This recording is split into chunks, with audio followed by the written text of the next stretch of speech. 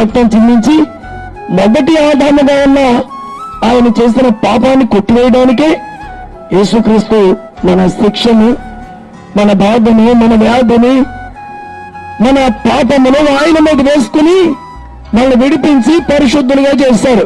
ఇప్పుడు ఆయన ద్వారా నీతిమంతులమంది, ఆయన ద్వారా పరిశుద్ధుల మేము కూడా పరిశుద్ధులుగా ఉండాలి.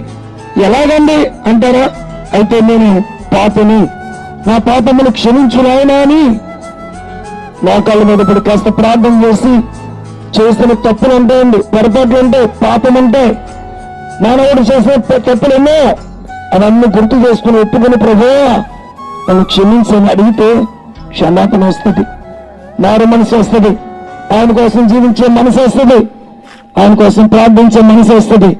ఆ రీతిగా మీరు ఒప్పుకోండి, విడిచిపెట్టండి.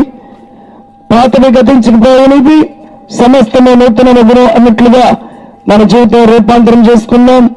యేసు మనసు కలిగి జీవిన్నాం. ఆయన త్వరగా వస్తున్నాడు, మరలా వస్తున్నాడు మధ్యాకాశానికి. వచ్చేటప్పటికి ఏం చేయాలి? నమ్మి బాప్తిసం పొందాలి. నమ్మి బాప్తిసం పొందిన వాడు రక్షించబడతాడు.